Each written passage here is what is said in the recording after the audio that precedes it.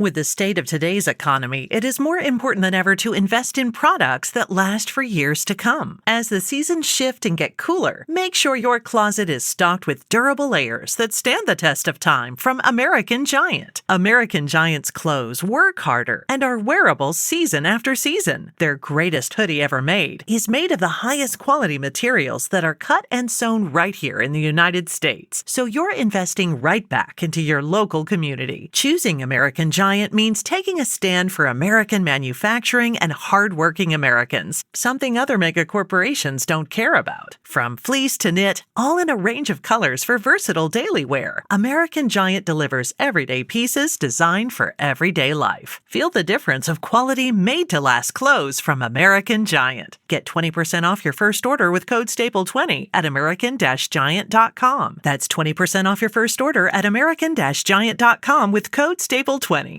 You're listening to Kempire here on the Kempire Radio Network. Welcome back to the Kempire channel, your number one source for pop culture news and music, entertainment, reality TV, and so much more. As you come into the live chat, be sure to like the video, share the video if you haven't already, and shout out to those of you that are watching on Twitch, those of you watching on Twitter, those of you watching on X, Facebook, and things like that. We have breaking news. Apparently breaking news that happened on October 17th in regards to the Real Housewives of Potomac star Wendy Osefo. So it looks like they're claiming that their arrest was illegal. We're going to unpack all of that, but while we do that, be sure to let me know where you're watching from. Let me know if you've already read this article and this update. This is an Us Weekly exclusive. They've been getting a lot of the exclusives lately. Makes me wonder who exactly sent it to them. Would it shock me that Wendy and her team may have sent this to a media outlet so that we, the community, would talk about it and say that, hold on, wait 1 second. I know everyone's assuming that I'm guilty, but wait till you hear our argument. Before we get to that, for those that have been under a rock, Wendy Osefo and Eddie Osefo, her husband, were arrested on insurance fraud charges.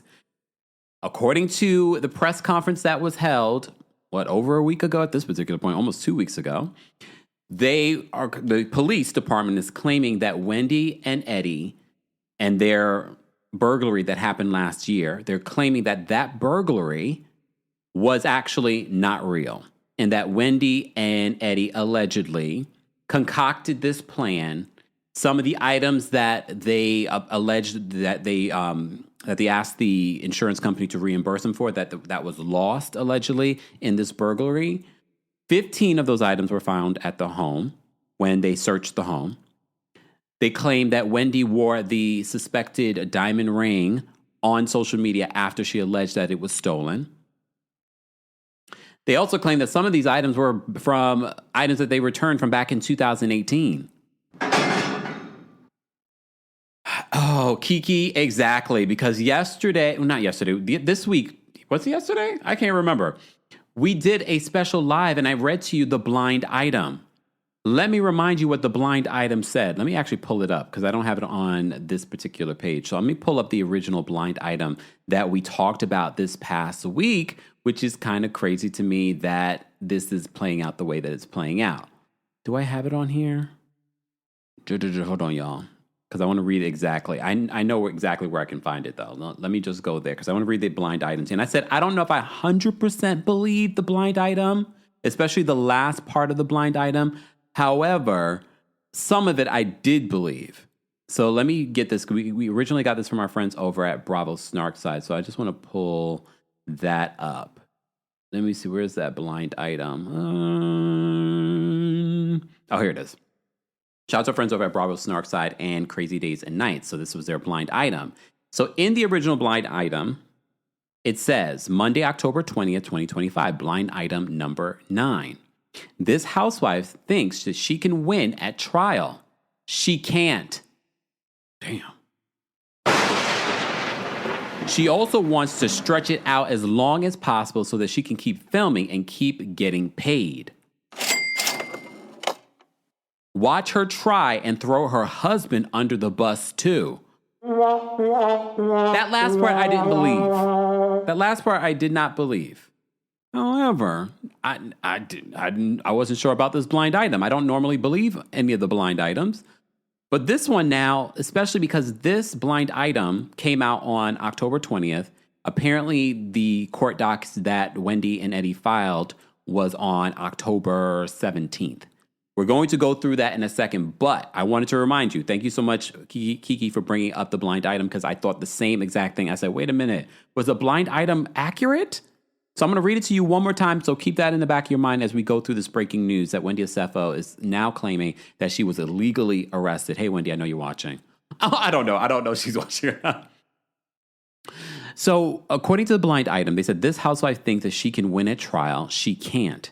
She also wants to stretch it out as long as possible so that she can keep filming and keep getting paid. Watch her try and throw her husband under the bus, too. I kind of believe that she would like to stretch this out so that she can drag this out on the show. Because first of all, we said this before when the news broke that she was arrested.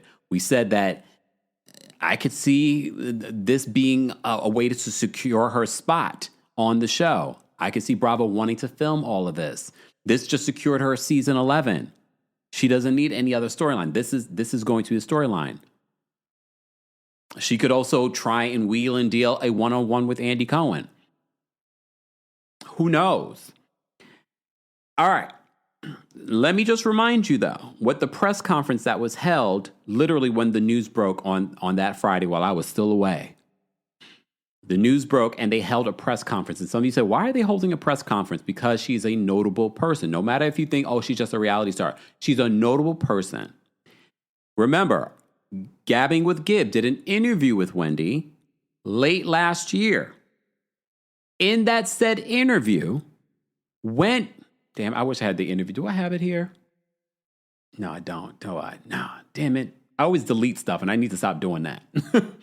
But in the interview, she recalls this burglary. And I said to you, look at the body language. I have a video where I talked about this and I show you the video. So if you're missing any of the context and you want to go back and watch those videos.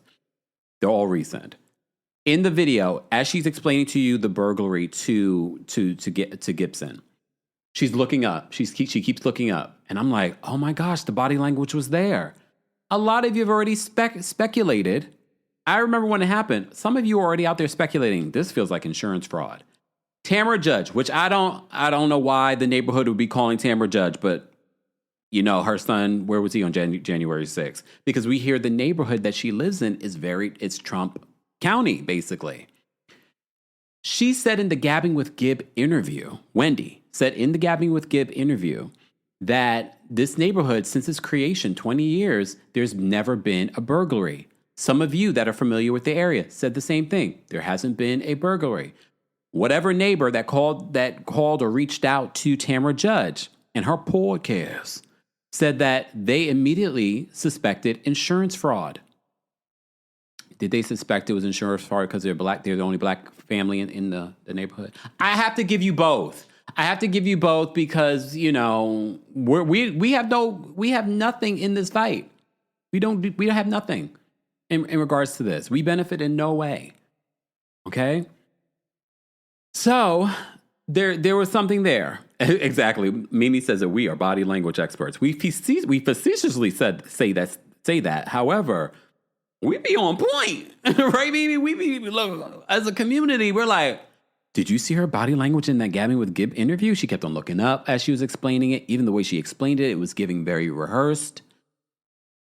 But we're going to keep an open mind because you remember what Miss Esquire, when she called in, when we had the breaking news, she really gave me a perspective. She pretended as if I'm going to act as if I am Wendy's defense attorney. These are just allegations from the police department and prosecution.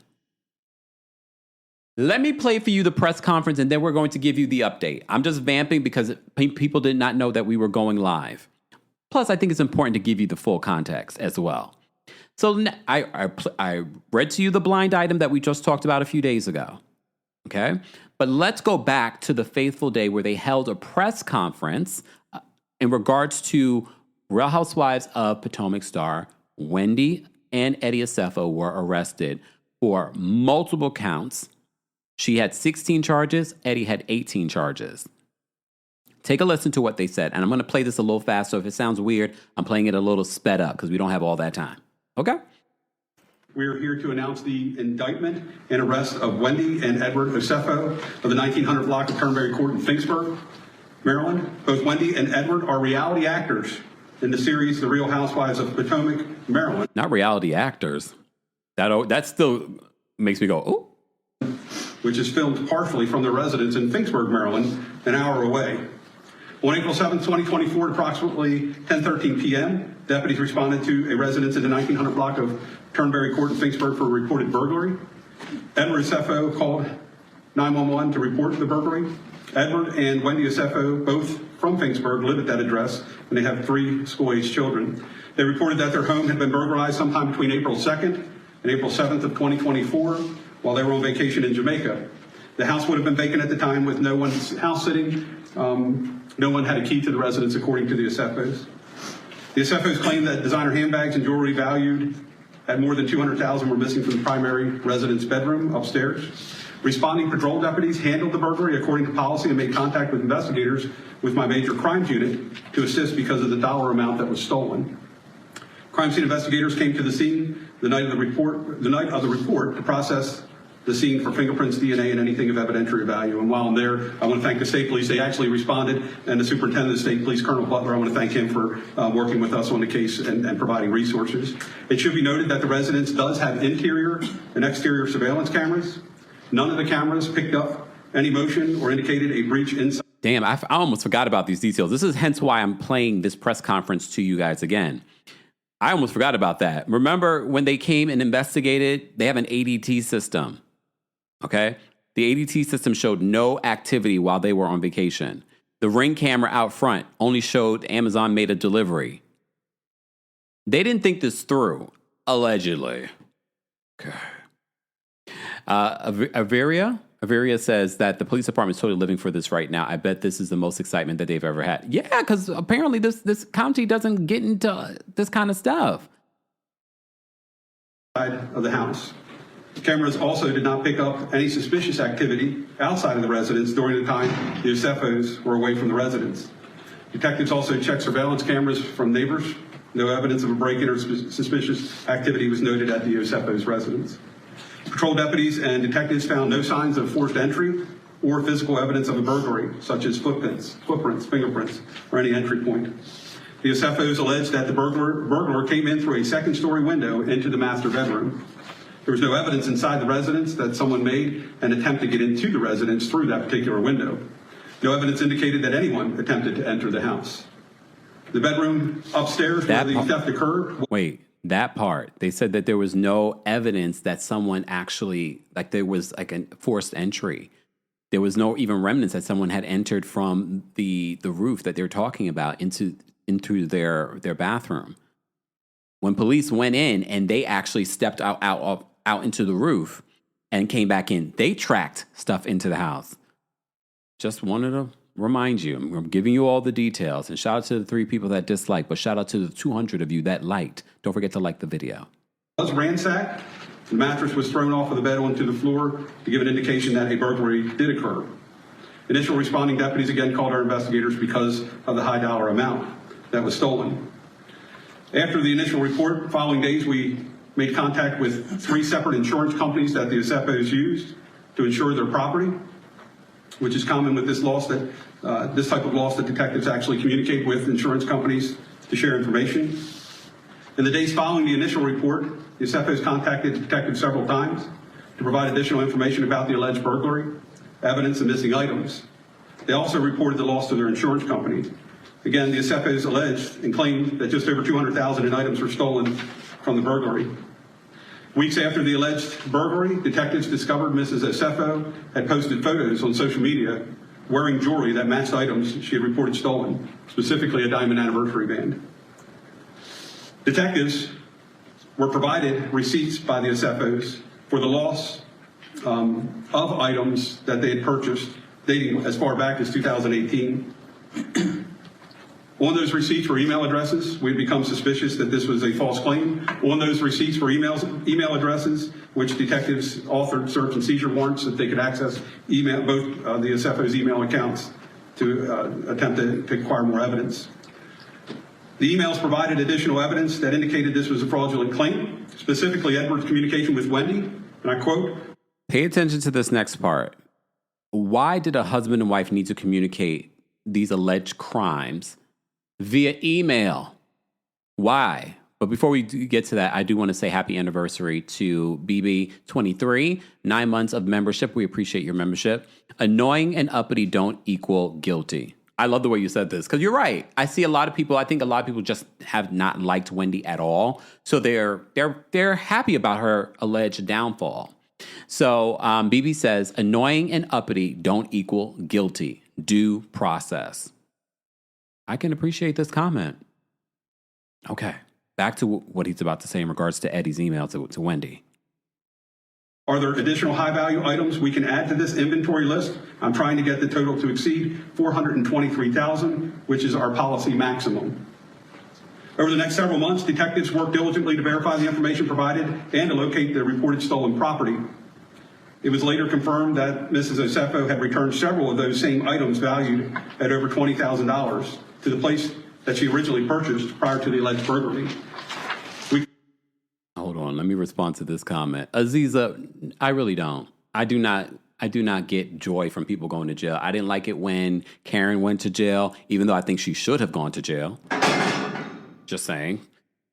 People like that, if they don't reap consequences for their crimes, they will do it again. We saw it. That was her 4th DUI. So Kempire can't wait for them to go to jail. That is far from the truth. Far from the truth. I do not take glory in someone going to jail. Just saying. You see, as far back as 2018, and several items that had been purchased in 18 and receipts supplied to the insurance company, only those items had been returned to the purchaser or to the store that she purchased them from during the window in 2018 of the return policy. Meaning if it was a 90-day return policy back in 2018, she actually returned those items within that 90-day period. Those receipts were supplied to us. Did you hear that last part? That 2018 purchase? So she had to return it within the 90-day period. So those items that they listed as being stolen were from 2018 that they had already returned. Allegedly. And those receipts were supplied to her insurance company and were alleged by the Osefos to be stolen in the original burglary. Based on a thorough investigation conducted by detectives in my office in coordination with Carroll County State's Attorney's Office, it became clear that the Osefos had fabricated the burglary and filed a false report and attempted to defraud their insurance company. On October 29th, 2025, the case was presented to a Carroll County grand jury, which returned indictments against both Edward and Wendy Osefo on multiple counts of fraud and false reporting. Both individuals were located and taken into custody at their Turnberry Court address on the afternoon of October 9th, yesterday, by the Carroll County Sheriff's Office detectives. Deputies executed a search and seizure warrant at the residence during the arrest. An additional 15 items that were believed to be reported stolen by the Osefos during the initial report were also located during that search and seizure warrant. Those items. So that's another important detail to note. They're saying once they had the search recently and they had the search warrant, 15 of the items that they claimed that were stolen in this burglary actually were still in the home. Included jewelry and high-end handbags. The Osefos were booked into the Carroll County Detention Center and later released on $50,000 bonds, or with $50,000 bond. Real quick, I'd like to acknowledge the work that my office did, Detective Richie Harbaugh. My detectives, they're just absolutely amazing. Richie's one of the finest detectives on the planet, so high praise for him. Also, the Carroll County State's Attorney's Office, Mr. Shoemaker, Mr. Culver, and Melissa Hockensmith is who handled the case for the State's Attorney's Office and has been working with us diligently on this case. I'll now turn it over to the State's Attorney if he has some comments, and then we'll answer any questions you guys may have. Okay. So this is the state attorney that's going to be speaking. And for those that are just joining us, we have the breaking news that we haven't gone through her response to this, but she's claiming that this was an illegal arrest. This is her legal response to this arrest. There was a press conference once we were made aware of Eddie and Wendy being arrested for alleged insurance fraud. They held a press conference. And I know a lot of you are like, why would they hold a press conference? Some of you already said in the comment section. This is probably the most news that they've ever gotten in regards to their county. And these are notable people.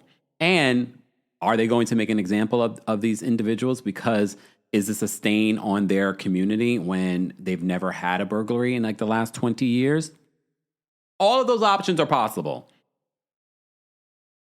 Good afternoon. In response to the various media inquiries that I've gotten today in connection with this matter, I've indicated to everybody, and I want to emphasize it again, as a threshold matter, that all persons are presumed innocent until proven guilty in a court of law. So I want to get that out front. As the sheriff indicated yesterday, the defendants were indicted by the grand jury for Carroll County in connection with Wendy Osefo. It was 7 counts of insurance fraud, 8 counts of conspiracy to commit insurance fraud, and 1 count of false statement to a police officer. They posted bail this morning. So also, in addition to what the sheriff alluded to a few moments ago, I'd like to note that the investigation in this matter, and I certainly want to give props to Detective Harbaugh, who worked in close proximity with my Deputy State's Attorney, Melissa Hawkinsmith, in connection with this matter. But the investigation determined that on April 8th, 2024, the Osefos initiated 3 separate insurance claims for the alleged. Just want to pause this. Gene says the jury selection surely won't benefit them in this county. No. If this goes all the way to court. And now I'm starting to think it might, just based off of the breaking news that we have today. So we're playing the press conference for those that are here, that are just joining us. Burglary and theft that occurred at their residence, and those were against Travelers Insurance, Jewelers Mutual Insurance, and Homesite Insurance Company for their alleged losses. Mr. Osefo gave reported statements to 2 of the insurance companies regarding a list of stolen items. He was also asked whether any of the items on the list had been returned, which he denied. He was asked if he had other insurance but failed to disclose to Homesite and Jewelers that he was also making a claim with Travelers. For a Homesite Insurance, both Edward and Wendy signed a sworn statement of loss, which was notarized.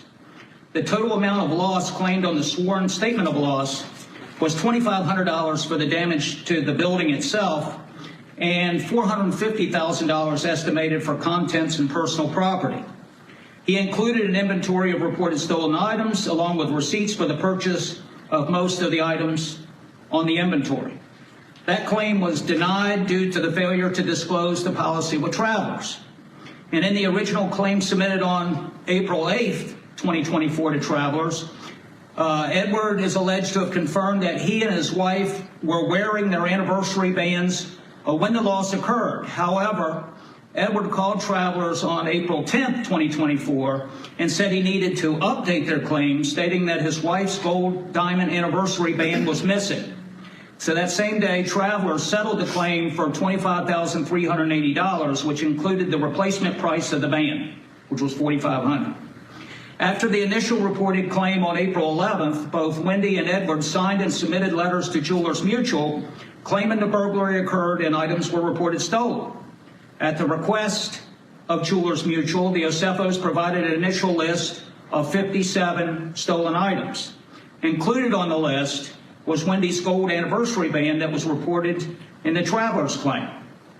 On April 22nd, Edward was interviewed during a recorded call and did not make any mention of the jewelry claim or payout with Travelers.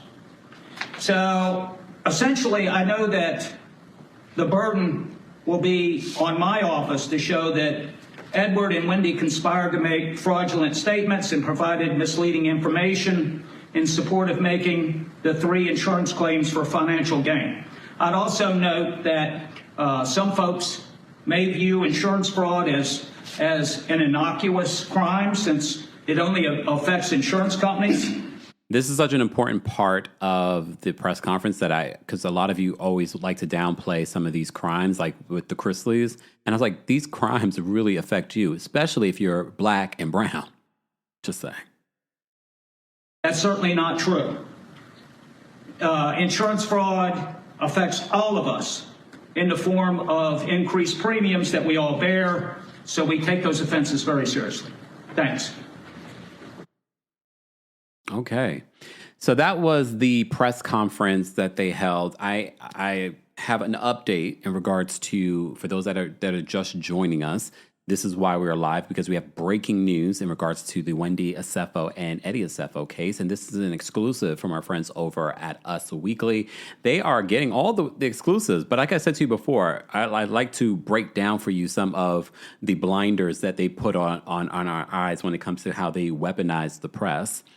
So I wouldn't be shocked that this was given exclusively to Us Weekly from maybe the Osefos, allegedly, in regards to have the press pick it up, other media outlets pick it up, other bloggers and YouTubers and podcasters talk about this.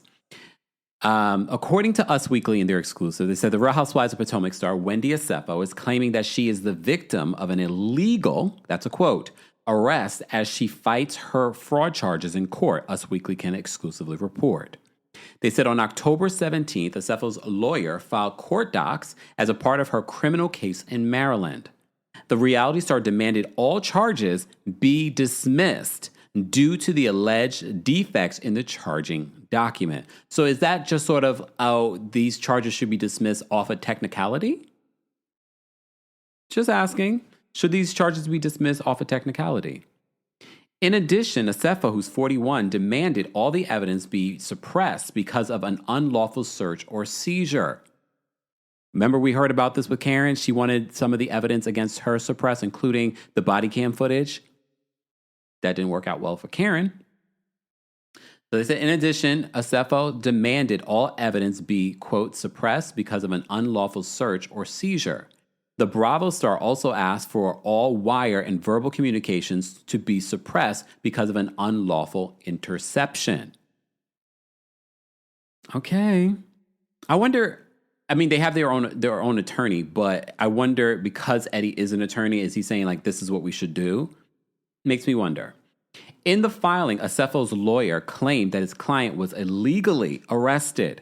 The reality star's counsel said all admissions, statements, or confessions should not be allowed as evidence because they were unlawfully obtained. Okay, so I need to know, when they were arrested, did they admit anything? What statements did they make? Did they confess? I mean, of course, legally they could be just covering themselves, but in the filing, the lawyer claims that they were illegally arrested, and he says that all admissions, statements, or confessions should not be allowed as evidence because, quote, they were unlawfully obtained. Did they not read them their Miranda rights? Just asking.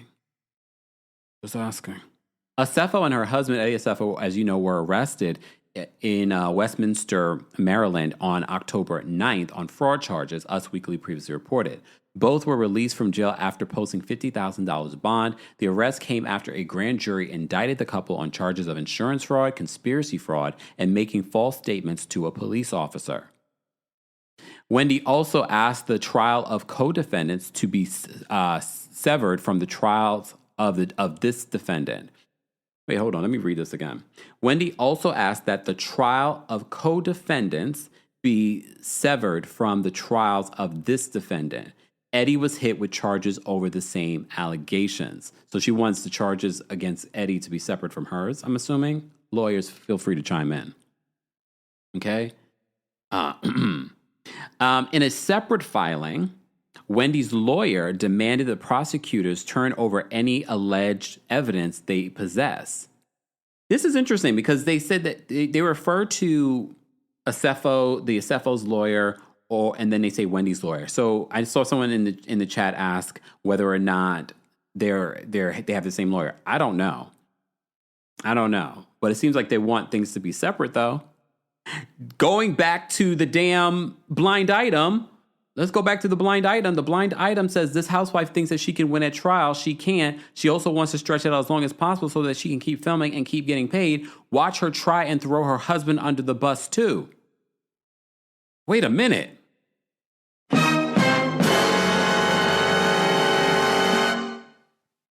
Wait a minute. Let's reread. And attorneys, we have any attorneys in the building? Hold on. Let's go back to this statement. Wendy also asked that the, quote, trial of co-defendants be severed from the trials of this defendant. Hold on, wait a minute. Eddie was hit with charges over the same allegations. Again, legally, maybe it makes better perspective. I don't know. In a separate filing, Wendy's lawyers demanded that the prosecutors turn over all alleged evidence they possess. She demanded a list of all witnesses the prosecutors plan to call and any polygraph results of witnesses questioned by law enforcement. I thought polygraph stuff weren't admissible in court. Are they in Maryland? Maybe. Wendy also wanted to know if the prosecutors had any confidential informants who worked on the investigation and asked for copies of all official police reports. I'm still stuck on the other part of this. Is the blind item true? Mariana says, I believe the blind item. Now I do.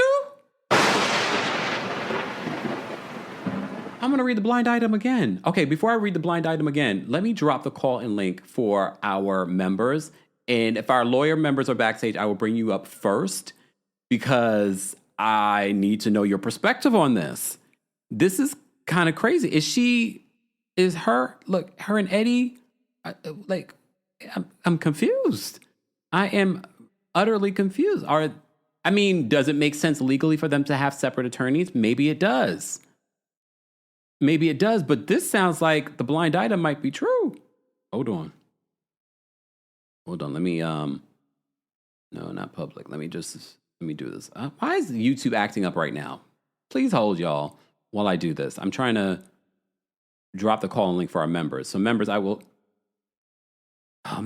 like to drop the call link for you guys, but it's not letting me. Come on. I don't want to share an image. Wait. I don't know why it's doing this, y'all. Hold on. I might have to just drop the call link in the live chat. Hold on. Let me get back to this. Mariana says, Wendy, call Maryland legal aid. Maybe a first-year law student can help. Excuse me. Chef Don Don says, this is interesting. I need to go back and reread this part. Wendy also asked the trial of co-defendants be severed from the trial of this defendant. Eddie was hit with charges over the same allegation. So when the blind item came out 3 days after they filed these, that says to me somebody saw this. Somebody saw these court documents or heard about these court documents before. And that's why they added that last part in regards to Wendy possibly watch her try and throw her husband under the bus too.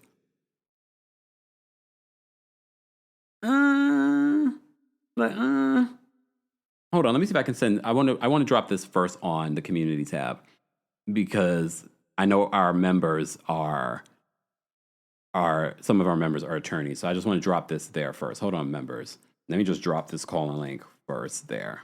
I had to do it on this side. Live chat, I will drop the call link for the general audience as well. Once we get to a certain amount of likes, though, we have over 2,300 of you here, not even 500 likes. Where they do that at? Lexi says, what's the blind item? I read it like 500 times, Lexi, but I'll read it one more time. So this blind item, which we talked about a few days ago, came out on Monday, and it said, this housewife thinks that she can win at trial. She can't. She also wants to stretch it out as long as possible so that she can keep filming and keep getting paid. Watch her try and throw her husband under the bus. Well, I'm reading this with you guys live, and I'm like, is this what they were talking about? BJ's daughter, we understand. Their lawyers are just covering all bases and doing their job. Understood. But now I'm starting to believe the blind item part of this. In a separate filing, Wendy's lawyers demanded that the prosecutors turn over all alleged evidence they possess. She demanded a list of all witnesses the prosecutors plan to call and any polygraph results of witnesses questioned by law enforcement. Wendy also wanted to know if the prosecutors had any confidential informants who worked on the investigation and asked for the copies of all official police reports. It makes me, no, but she got the email in regards to him asking for more items. So, hold on, wait a minute. Eddie does not have a lawyer listed in his case as of yet.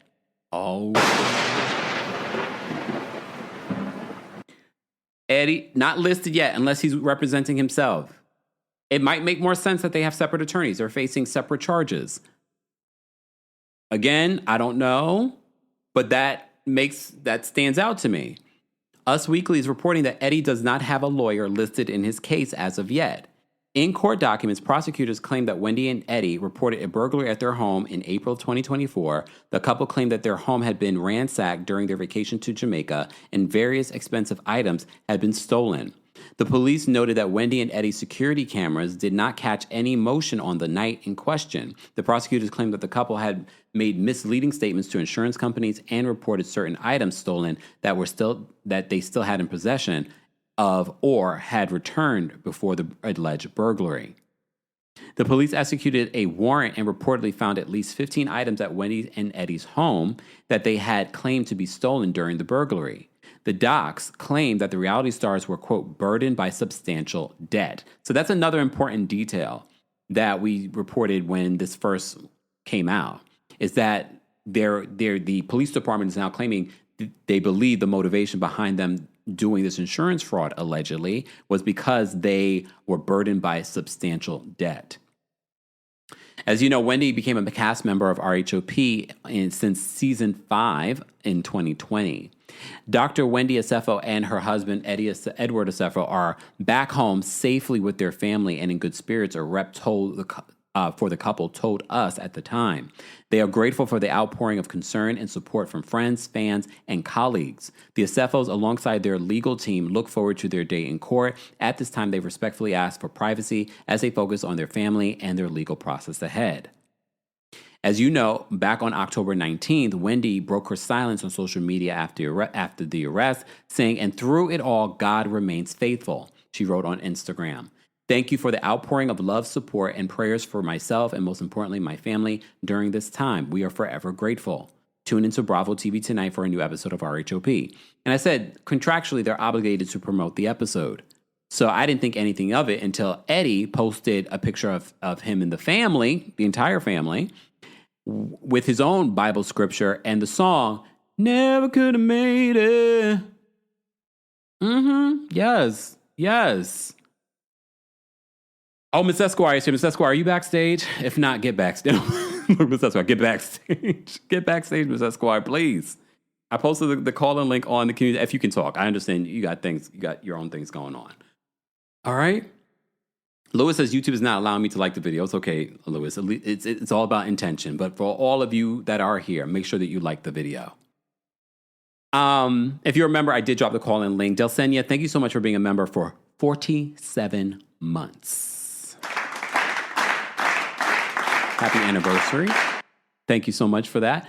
Delsenia says, "This is sounding really bad, but I don't wish them ill at all. But I'm disappointed with what I'm hearing. Geez Louise." I agree.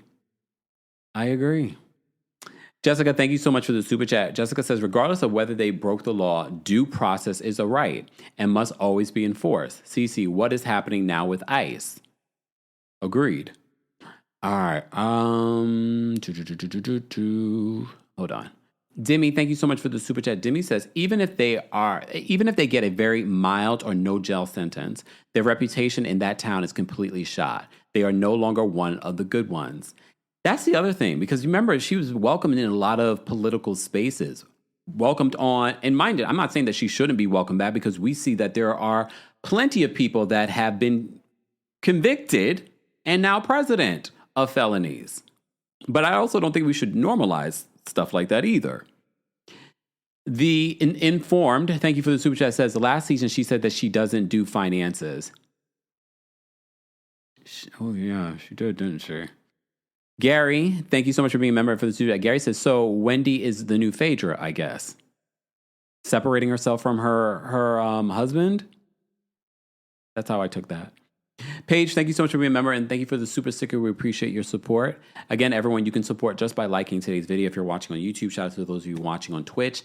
Head on over to twitch.tv/TheKempire if you're not following us there. Demi, thank you so much for another super chat and for being a member. Demi says Susie made her profile private. Susie?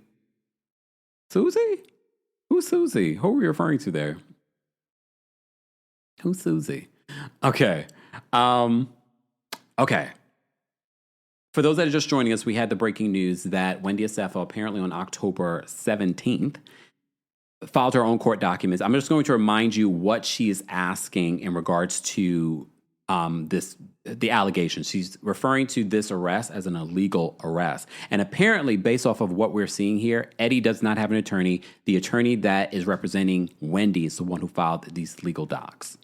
And look, legally, it might make sense for them to have separate attorneys. They have their separate charges. I don't know. I look forward to hearing what legal experts have to say in regards to having separate attorneys. Might make the best legal sense. So let me just remind you what the article is reporting in regards to what she's asking the court to do. Okay? All right. So in the filing, Osefo's attorney, Wendy's attorney, claimed his client was illegally arrested. The Reality Stars counsel said that all admissions, statements, or confessions should not be allowed as evidence because they were unlawfully obtained. Okay? Then it says, Wendy also asked that the trial of co-defendants be severed from the trials of this defendant. Eddie was hit with charges over the same allegations. In a separate filing, Wendy's lawyer demanded that the prosecutors turn over any alleged evidence they possess. She demanded a list of witnesses and prosecutors plan to call, and any polygraph results of witnesses questioned by law enforcement. Wendy also wanted to know if the prosecutors had any confidential informants who worked on the investigation and asked for copies of any official police reports. As I said to you before, Eddie does not have a lawyer listed in this case as of yet. There was some other stuff that I wanted to mention that they mentioned. Oh, let me go back up.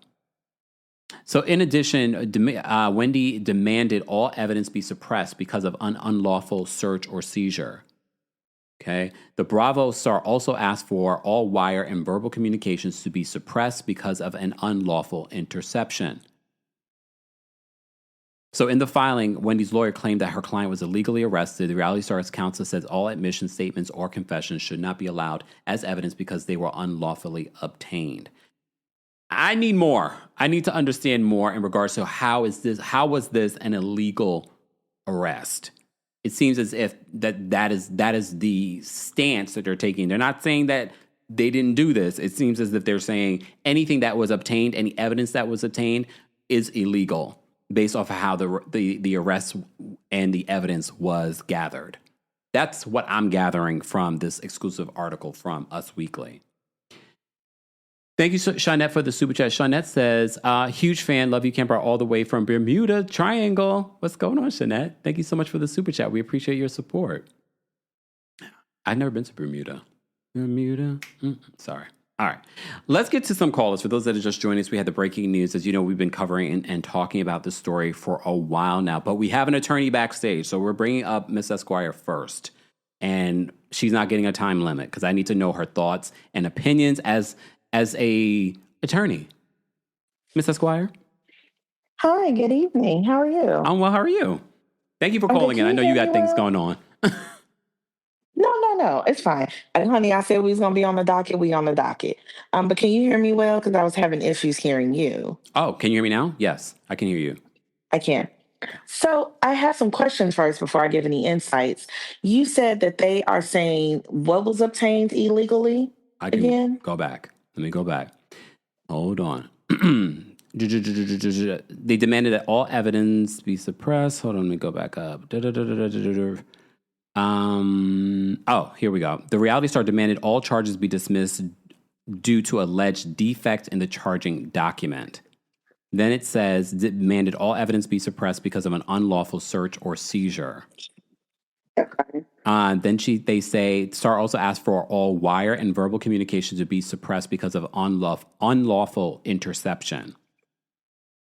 Okay, so it was the statements and confessions that got my attention when you said that, because I'm like, what did they say when they were arrested that they now want to have suppressed from being presented in the trial? Because that's probably going to be really difficult. I'm sure they were arrested and read the Miranda rights and advised that they could remain silent. So anything you said while you were arrested, as everyone knows, can be used against you. But, I don't know what the basis, we'll have to see what the basis is for saying that there was an illegal search and seizure.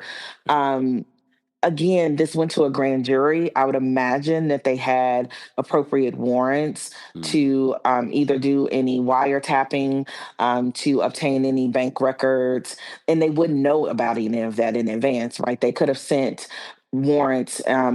And documentation, production subpoenas. They could have sent that to their banks. They could have sent that to the insurance agencies. They could have gotten warrants or at least judicial orders to be able to wiretap them, to surveil their electronic devices. Like, you can do all of that in advance of an arrest, and many times you have to do that in advance of an arrest to gather the appropriate evidence. So I guess their argument is that there's something untoward about how they obtained those warrants, that maybe they didn't have the right grounds for them, they didn't have enough proof of a crime or whatever. So that's kind of basic constitutional rights, right? Basically, the state of Maryland has a constitution, I'm sure, like the federal constitution, that requires them to observe their due process rights and all of that kind of stuff. So those type of arguments don't surprise me, but I would love, like you said, a little bit more color around them to see with specificity. In what ways do you think they didn't have legal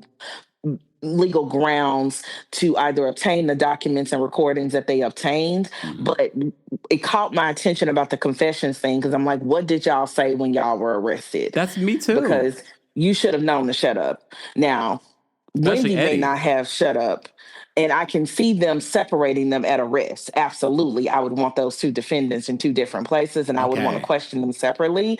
And so it's funny to me that it is Wendy who has put out the first motion for discovery and the first motion to suppress. It makes me wonder, did you say something to the police that you now want suppressed? Did you not shut up when you should have shut up? Because Eddie would know enough to say, I'm not talking to you, I'm quiet. But a lot of people, when they get arrested, they have to shut up, ask their attorney, be quiet, they keep talking, and gets them in trouble. So that's where my brain is going. Wendy, what did you say when you arrested that you now want suppressed? Question. Question. Go ahead, I'm sorry. What would be the legal defense for being represented by two different attorneys? So there's not really a legal defense. What would be the strategy, I think, is the question is in my mind, right? So normally when you have two defendants facing very similar charges, same... Wait, before you continue, because you're breaking up a little bit. I don't know if you moved. Somebody told me to use Chrome instead of what I'm using as my browser. Because you're also bad. Oh. I don't even know what you just said, but I'm glad I stopped you. Maybe drop out and then call back in, and we'll bring you back up, Ms. Esquire, because I want people to be able to hear you clearly. So she dropped out. For those that are just joining us, we just had Ms. Esquire, who calls in all the time. She is a practicing attorney, and she gives us a legal perspective on some of this stuff that we have no idea about. We're not attorneys. And again, this is not legal advice. She's just giving her legal perspective on what Wendy and Eddie could be facing. So I really wanted a clear answer in regards to why exactly would they decide not to have the same attorney. She did say that she found it interesting, the statement that I found to be interesting in regards to them wanting any sort of statements, admissions, or confessions that may have been made during the arrest. All right, let me bring Miss Esquire back up. Hold on. Miss Esquire, are you there? I'm here. Can you hear me better now? That's so much better. Okay, I'm going to take these earbuds out. I thought T-Mobile was betraying. Oh. Wait, are you there? I don't know how you do this. How do you do this? You sound perfect now. Okay, no, I'm like, I will keep going. So your question was, what would be the strategy around having two different defense counsels? Correct. I'm a little suspicious of this because they have very similar charges, although Eddie has more charges than Wendy, but very similar charges. I would imagine that the evidence is going to be very similar. I would imagine then the defense strategy would be very similar. So and they're married. So they're also going to have like the ability to protect each other in terms of what they testify to and what they don't. And so I don't understand why they have two separate counsel. It does not make sense to me. To me, it would also indicate a cost that they would be incurring that would be unnecessary. And even if they had two separate counsel, I would still imagine that their separate counsel would have a joint defense agreement, which means we represent two different clients, but we're going to jointly come together. We're going to use similar experts, similar resources to defend our clients together. Our strategies might diverge in some respects, but in many respects, our strategies are very aligned. And so if you were going to have a joint defense agreement between these two married people, then I don't understand why you would have two different defense attorneys. So my hope is that, again, there's a strategy because there's something very specific to Wendy in this discovery issue. I don't know if you heard this part of what we read. Wendy also asked the trial of co-defendants to be severed from the trials of this defendant. That's strange. This is why I'm glad that you said, because my legal perspective is subpar in comparison to yours. But no, and I mean, I'm looking forward to our girlies that do criminal law all the time to come up here. But that seems very strange to me. Why would you want to undergo two different trials? Again, the cost of going through two different trials, take your family, your reputations, all through two different proceedings. Why would you want to do that? Yeah. And I don't know that a court is going to do that because, again, that also puts a cost on the county to have to try these two defendants in two different trials. You have to have I would think they would have to have an extraordinary reason to get the court to agree to that. Because the prosecution is probably going to say, we have very similar theories, very similar charges. We think we can try this case fairly against both defendants in the same trial. It would be expedient. It would give them their access to a speedy trial, which they're entitled to, if we did it in one trial. So I think the onus is going to be on them. And now I think particularly on Wendy to show, why do you need a separate trial? Why are you undertaking that? Did you hear about the blind item that I read? No, I kind of got on late. It's okay. I'm here to update you and for the people that are just joining us. So there was a blind item. I read this the other day, but I reminded people about the blind item because as soon as I read the article, I said, wait, the blind item might be true. So the blind item is from October 20th on Monday. Blind item number 9. This housewife thinks that she can win at trial. She can't. She also wants to stretch it out as long as possible so that she can keep filming and keep getting paid. So that might be the element of the two separate trials, maybe? It definitely, I mean, there's going to have to be motion hearings on that in order for them to have two separate trials, and the court is going to have to rule on that. So it's not something that they're going to have to demonstrate to the court why they should have two separate trials. But then, to be honest with you, it wouldn't be her choice whether she was tried first or second. The prosecution gets to decide how they tried their case against against the defendants. But maybe that's a part of the strategy, is that if we get them, sort of caught up in discovery, if we get them caught up in these motion hearings, that they might either be inclined to make a plea agreement with them. But I can't imagine that they haven't offered them some kind of plea. Because again, if the evidence is really strong and the state thinks they have a strong case, then why would they undertake, again, the cost to the citizens of the county to put forth a trial? Like, they're probably going to offer them some type of deal. This is very perplexing. It almost is giving, do you want this case in the news more? Hence why she also wants to stretch this out as long as possible so that she can keep filming and keep getting paid. Watch her try and throw her husband under the bus, too. I didn't believe that last part until we got this news today.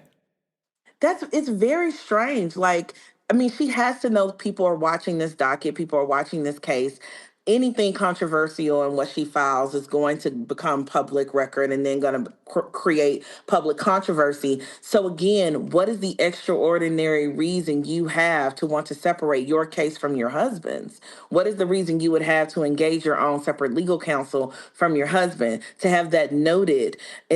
Because if the lawyer works for both of them, then they would just enter into the record for both parties. Like, something is really strange about this. Yeah. Like, and I would love to hear more attorneys, particularly those who do criminal law a lot more than I do, to say, but yeah, that part of the strategy does not make sense to me. I don't know why you would incur those costs. I don't know why you would put it out there. If Eddie does have separate counsel, which God hope he does, he's a lawyer. He knows better than to represent himself. Right now they said he does not. He'd have a fool for a client.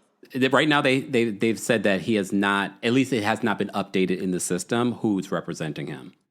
He would have a fool for a client. I have been in legal matters and I have not represented myself. Nobody with some sense does that. You are too close to the case. You're too close to the facts. You cannot do that. So I would think that he would have his own counsel. When counsel entered a notice of representation for Wendy, if it were the same counsel, they would enter a notice of representation for him as well. You wouldn't hold that back from the court because, again, people have to remember lawyers are not only zealous advocates for their clients, we are also officers of the court. We cannot mislead the court. So if I have an engagement letter to represent both these people and I enter a notice of representation with the court, I should let the court know I'm representing both parties. I wouldn't drag my feet letting the court know about the other representation. That would not be appropriate for a lawyer to do. Yeah. This is strange, Kempire. Okay, so it's strange to you too. Okay. No, it's very strange. Voiceovers by Stephanie said, quick question. Most investigators, especially federal charges, would conduct a thorough assessment and investigation before bringing charges. I mean, I don't know this county, so I can't speak with how well their investigators, officers, and DAs, do their investigations before they bring charges. But I can't imagine, given that they are public figures, that you would not cross every T and dot every I in that office before you brought these kind of charges. You would have a lot of egg on your face if you didn't. And have a whole press conference. But the one side of this, because, we covered the Diddy trial. Some might say they went, the Southern District of New York has a stellar reputation. A lot of people were shocked that they brought these charges and they basically lost on some of the most serious charges. On the RICO charges, no. And I think the Southern District of New York, in that case, I think they unfortunately underestimated how there's a lot that's wrong with that case. And a lot of it comes, we can talk about the sexism of it all, that people couldn't see Cassie as not a willing participant in some of the activities. Like, that case is very different. It's very different from the R. Kelly case where they were able to be successful in the prosecution. I still don't agree that they overcharged in the Diddy case, but I think I'm probably in an unpopular opinion category with that. I think they appropriately charged that case, because I do think he ran a criminal enterprise, but I do think that they just underestimated the strength of the witnesses that they had and how they would be. And the media interpretation of the evidence, I think, really did have bearing on that, not necessarily on the juries, but how the case was presented. Yeah. We could talk about it another time. I don't think that case was overcharged, honestly. Yeah. But you feel like the evidence. So again, but I feel like down in the RICO case with YSL, I did feel like that was overcharged. That was not a RICO case, unfortunately. And so you do have DAs on the federal level and on the state level who sometimes overcharge cases, right? They put a lot of charges in there. But also, please remember, the original charging documents can always be amended. Yeah. Charges can be added, charges can be removed. And so what they originally charged them with might not be what they tried them for, might not even be what they plea with them for. Let me ask you this question, Ms. Esquire. For those that are just joining us, we had the breaking news that Wendy apparently has separate legal representation than Eddie Osefo. She's already filed saying that this was an illegal arrest. She wants a lot of things to not be entered into court. My question to you in regards to what they're facing and the evidence that's already been presented, could there be more that the prosecution just has not revealed? Absolutely. There is absolutely more. Now, prosecutors have obligations under criminal evidence codes to share evidence with the defense so that they can prepare their defense. And every person should want that. Every person should want, if you are going to try someone and potentially restrict their liberty, you want the defense to be able to get access to the evidence that's going to be used against them. So the discovery part of this is not strange to me. It really isn't. It is very normal for you to ask for all of the evidence, all the statements, how they obtained them, to get as much as you possibly can so you can understand what the case is against you and how you defend it. Yeah. So that part is not strange at all. And I hope that answers your question. Yeah. Senti says Todd and Julie Chrisley had separate counsel for some aspects of their legal proceedings, but also shared a legal team.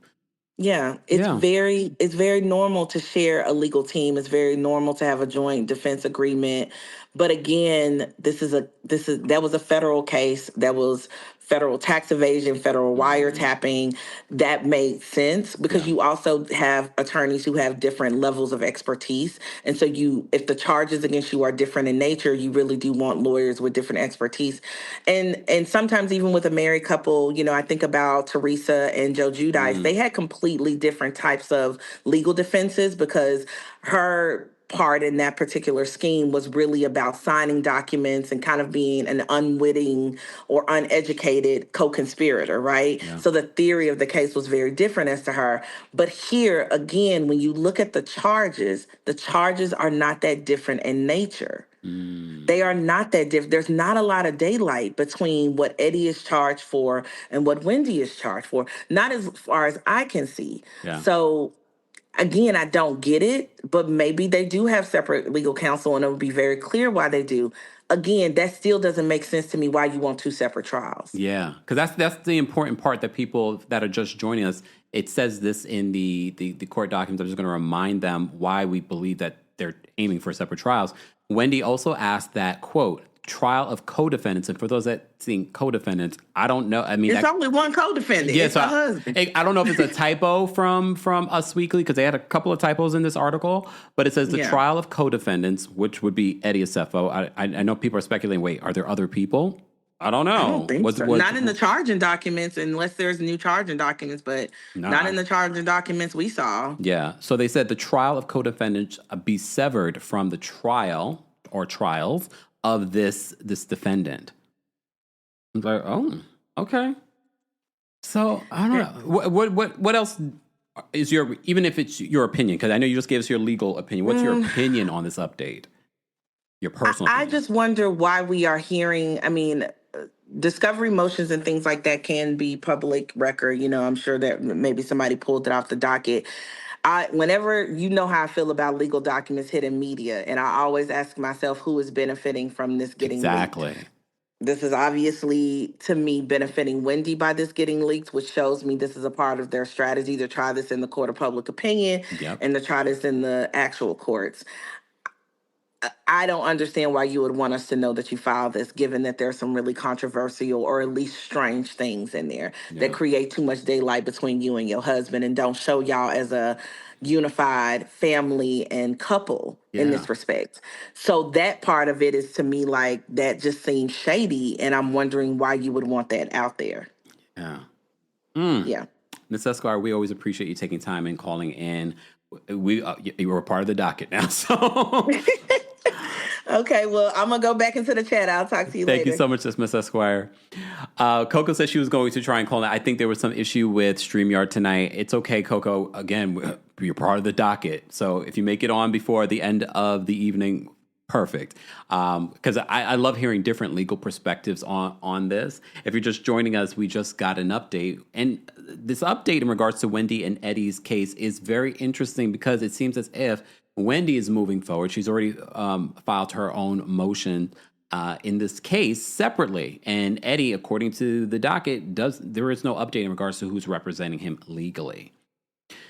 Okay, so we do have a few folks that are members of the channel that are backstage that want to call in. I'm going to bring up Elijah first. Again, wait. Before I do that, the opinions of the callers do not represent the opinions of myself, TheKempire LLC, or our sponsors, and everything that they say is of their opinion and alleged. And they will also be sure to abide by the time limit, okay? Which I'm going to give everyone a minute. All right. Oh, wait. Sorry, y'all. Coco is backstage, so I want to bring Coco Esquire up before we get to the callers. I want to get the legal perspectives in here. Hold on one second, Coco. Let me bring you up. Coco, are you there? Uh-oh, I can't hear you, Coco. You're here, but I can't hear you. There's something going on with StreamYard. I don't know what. It's been happening a lot lately. Coco, do me a favor. Drop out and call back in. I'll vamp a little bit more. Drop out and call back in. I don't know what's going on.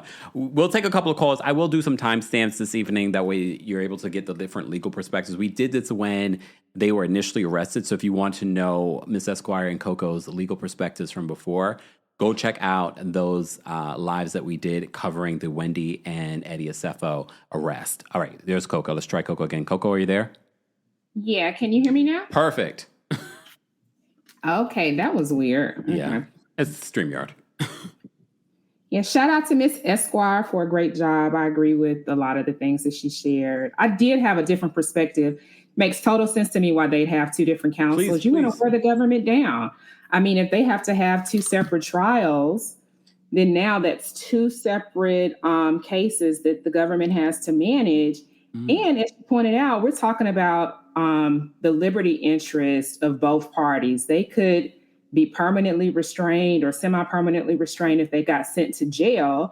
So you want to make sure they're working to meet the burden which rests solely with the government. Yeah. So we're not going to make it easy for you. You want to bring these charges, try it. You're going to have to fight this set of lawyers and this set of lawyers, and they're going to be coming at you differently because there are certainly a lot of joint issues because they're married.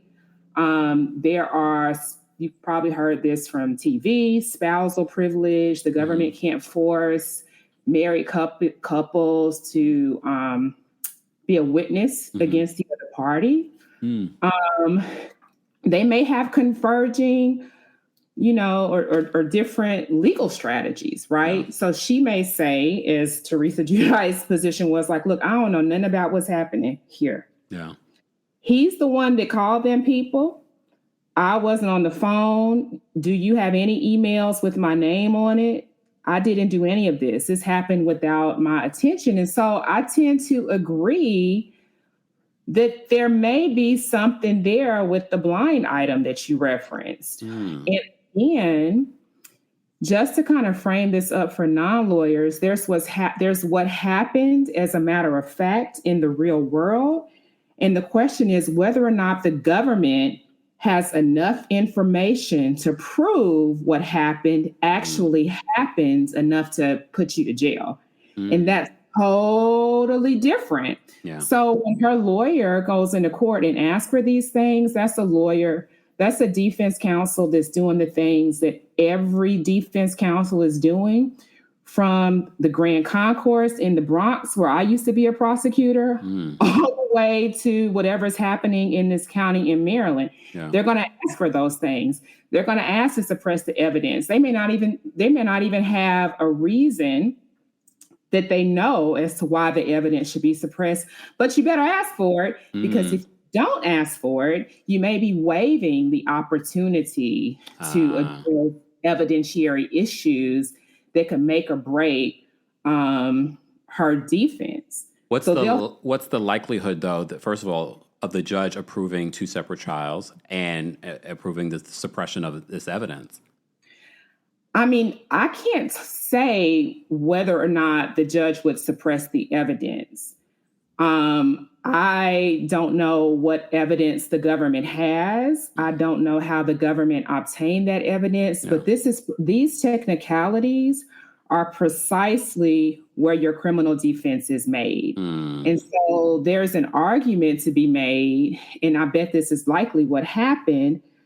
When you guys go out and get these insurance policies, you agree to share a lot with the insurance companies. I mean, they can run all types of reports and gather all type of information from you without having to go back and ask you for it. And that's in exchange for them underwriting your insurance policy. That is the fine print. And so I don't know if the bulk of this case is made up on what the insurance company, who I am hard pressed to not believe that the insurance company ran this investigation. And then they likely walked into the police department and said, we want to report a crime. This is what happened to us.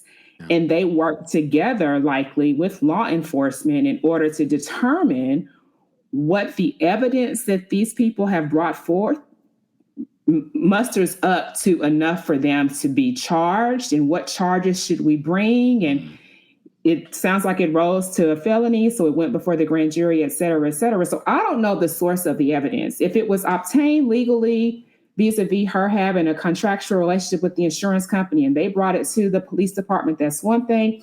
If the police department tapped her phone and they didn't have probable cause to do that, which, by the way, we don't even really know if that happened. Yeah. A lot of times it's a kitchen sink defense, right? We saw that with Puffy. Remember, every time we were like, why are they following this? This looks crazy. This sounds crazy. They are preserving their rights for a possible appeal. Okay. We have the Fourth Amendment right to be free from illegal searches and seizures in this country. And if you want to use evidence to throw me in jail, you got to make sure you get that evidence the right way, or else you cannot use it against me. Yeah. So I'm not surprised that they raised any of those points. The severing the trial, it benefits the court to do one trial. Yeah. But listen, our criminal system is not about what benefits the government. Yeah. So when we look at how wealthy people fight erect a criminal defense, that's what we're going to see. It's not about you, government. It's not about judicial economy. It's about what's right for me as a criminal defendant. And if you want to give me a fair trial and I've asked you for this thing, I deserve it. You can't penalize me because my husband's my co-defendant. So I would be surprised if she didn't get a separate trial. Now, does it make sense? I mean, maybe not. But also, she got to do what she got to do to win this thing. Okay. I look, between you and Miss Esquire, I'm like, oh my God. But I get it. I mean, it makes complete sense that she is moving forward, trying everything that any defense attorney would be doing right now when you're facing these types of allegations against you. So I'm not so completely surprised by this. I am a little shocked at the whole aspect of a separation when it comes to her and Eddie, but I like your perspective on it. I guess time will tell. Yeah, and one more thing, I bet that it was a matter of money. Like, look, these lawyers be wanting their funds. And Eddie, being who I believe him to be, probably was on some, okay, we got this lawyer.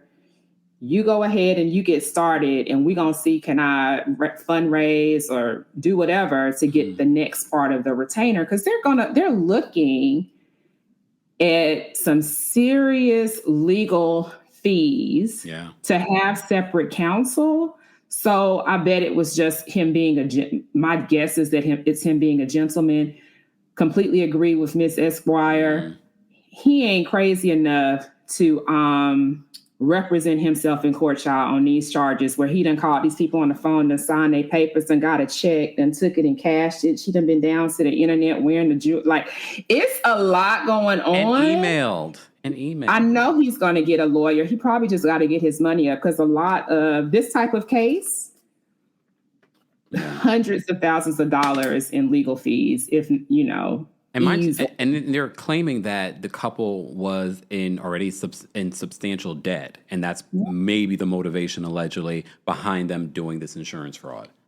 They're probably trying to negotiate with lawyers for some notoriety to take their case or something like that, some type of incentive for a lawyer to get some type of non-financial benefit. But Wendy has to fight this because on the other side anytime it's fraud, Kempire, you don't want to plead to a fraud charge, even though, and I think I said this, we talked last week, I'm sure they offered her a plea deal. But if you plead guilty to fraud, you are now a bona fide liar forever.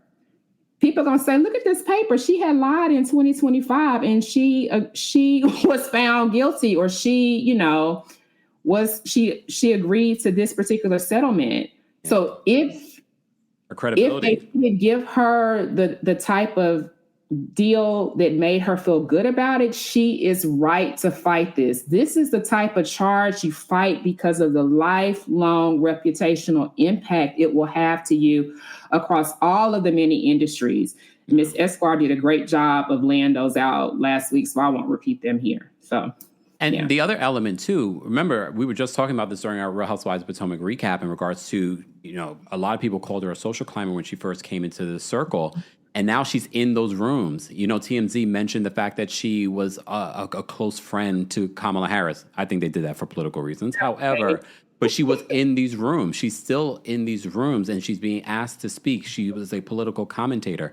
you're right, if she pleads guilty to this, a lot of these spaces, first of all, she's a black woman, so they already didn't want to pay her or have her in these platforms. So now they're definitely not going to utilize her. Absolutely. I think she has to fight it unless they were saying, okay, we're going to agree to, deferred adjudication. You really ain't do nothing and you can go on back home and serve some quiet probation and community service. What are we talking about, government? Of course, I'm going to say I didn't do this fraud thing. Yeah. Of course. She'd be insane not to. Now, I, as a human on the planet, I believe every single word. I think she did it, right? I almost fell out my chair.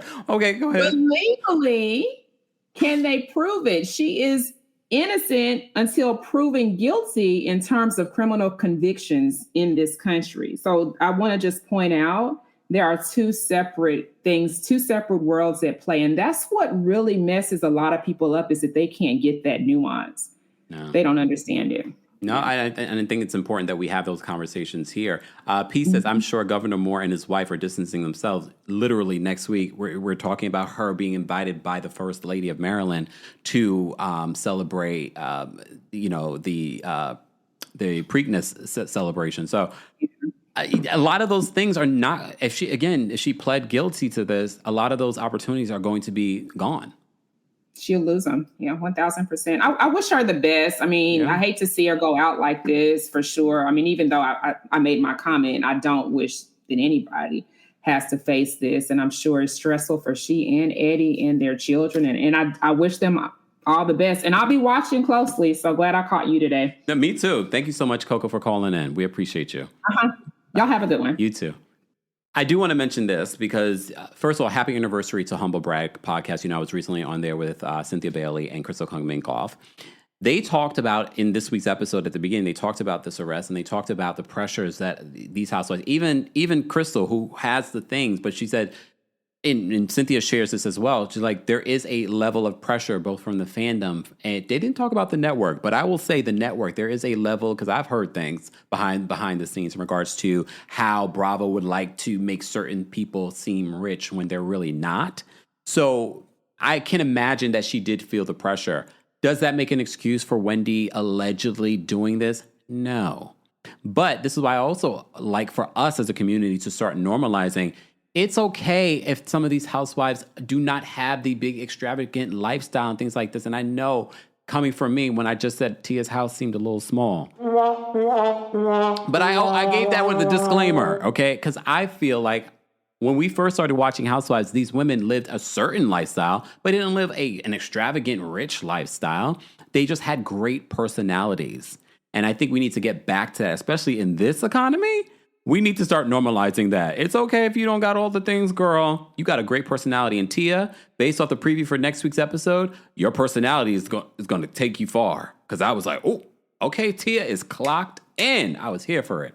Anyway, so I'm going to get to the callers. Again, reminder, the opinions of the callers do not represent the opinions of myself, the Kempire LLC, or our sponsors. And everything that they say is alleged. We're talking about the breaking news that Wendy Osefo, her lawyer, her separate lawyer from her husband, who's not filed or informed the court of his legal representation. We had two amazing lawyers with different perspectives on the legal strategy for something like this. So I appreciate their perspectives as well. I will put the timestamp, so for those that are watching the replay of this, you can kind of go back for myself to go back and listen to what they had to say, because I'm in the middle of it. So I hear what they're saying, but at the same time, I'm producing a show. So I want to take it all in. You can also hear our live recaps like this and special episodes on the Kempire podcast. So make sure you subscribe to the podcast and make sure you give us a 5-star review. It's a helpful way of supporting the channel.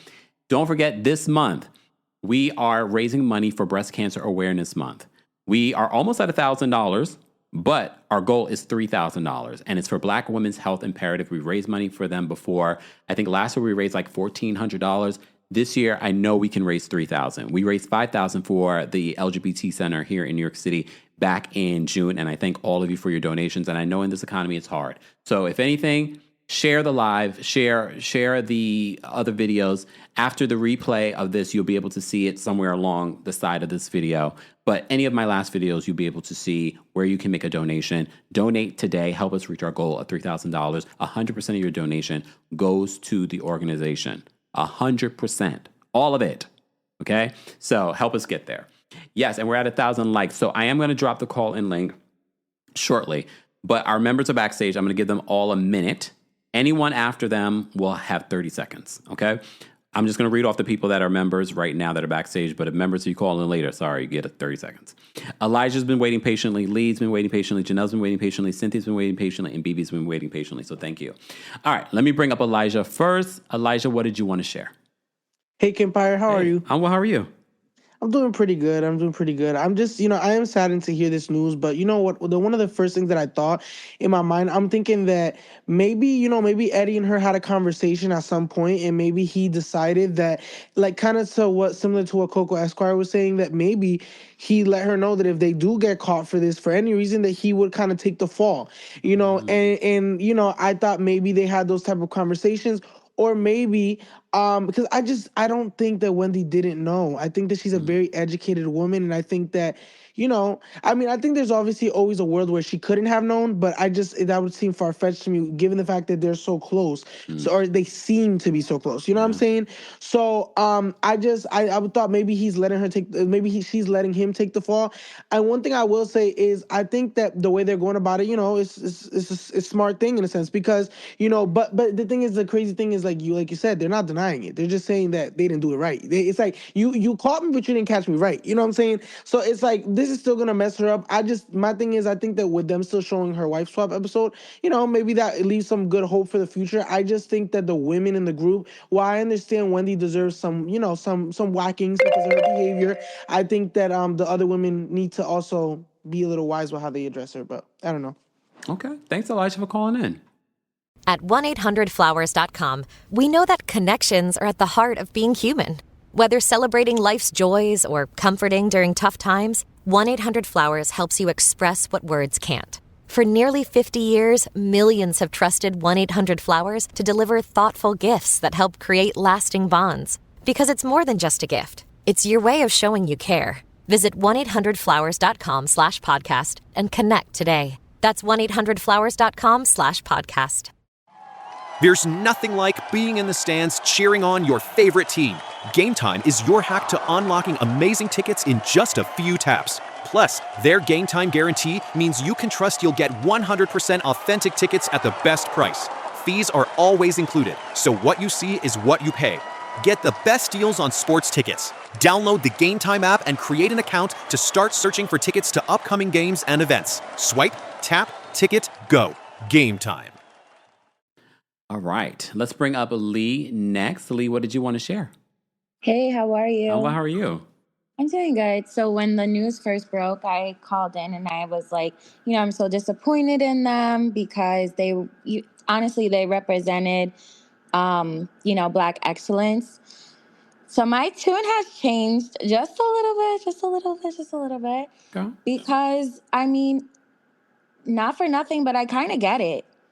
Like, this economy is making people want to do something strange for a little change. Like, honestly, it's like getting that bad, It's like me and my friend were talking just the other day. We were saying how she's pretty much almost about to rob Peter to pay Paul because she had to, you know what I mean? It's like getting that bad. So it's like, of course, she should not have done it.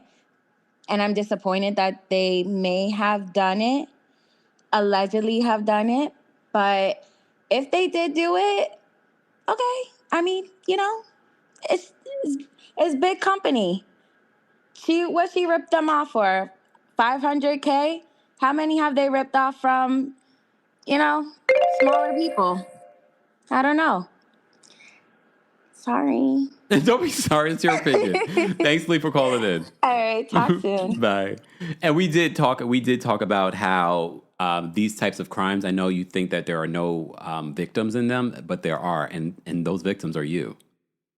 You just don't realize it yet. Janelle's backstage. You're going to bring Janelle up next. Janelle, what did you want to share? Bonjour, Kempire. Oh, that was a very different bonjour. Bonjour. I feel like I learned so much from Miss Esquire and Coco. Thank you for doing your service. We appreciate it over here in these streets. And I'm so glad Miss Esquire brought up Teresa and Joe. Because that's what I was thinking. Like, that's why Wendy wants to separate her her case, whatever, I don't know how you put it, from Eddie. And because I'm thinking to myself, like, you don't want to be in was it Camp Cupcake? Where did Teresa go? She don't want to be there.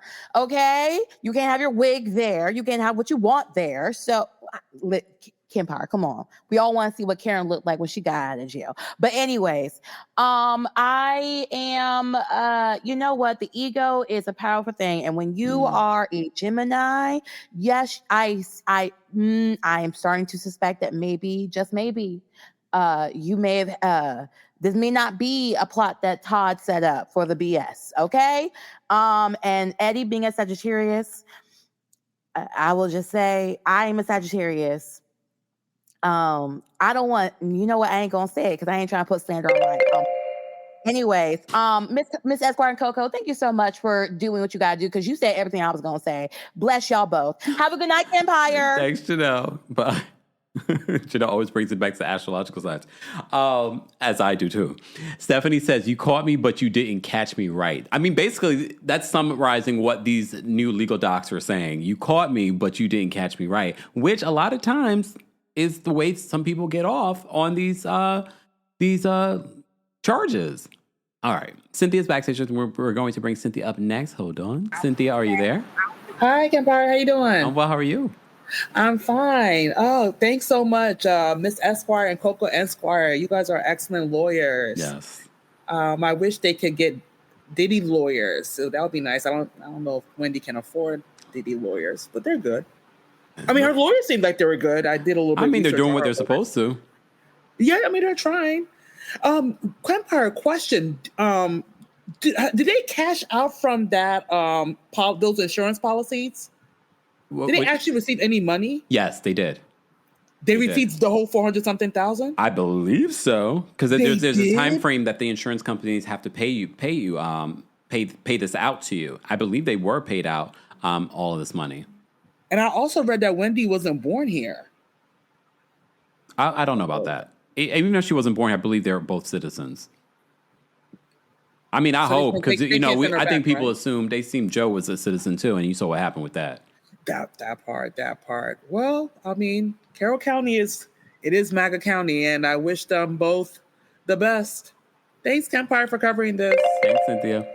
And I'm almost pretty sure that they are citizens because they were a part of the whole vote for Kamala situation. So I'm pretty sure that they are. I mean, I also don't want to assume, but I'm pretty sure that they are. All right, BB's backstage. We're going to bring BB up next. BB, what did you want to share in regards to this update? Man, this is making me sad. They spent $50K on a party Bravo barely showed. I mean, what was the reason? So I'm not defending Wendy and Eddie out of like parasocialism, but more out of like disbelief, them being like a Black proud, like immigrant family. Cause I do recall, I think Wendy and Eddie were both born in Nigeria, but they came here as like very young. Mm-hmm.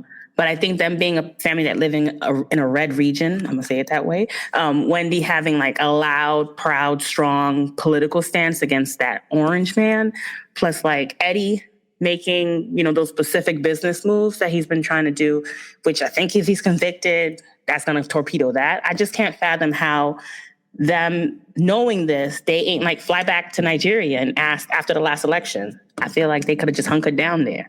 But okay, I mean, did they even take their passports? There's still time, right?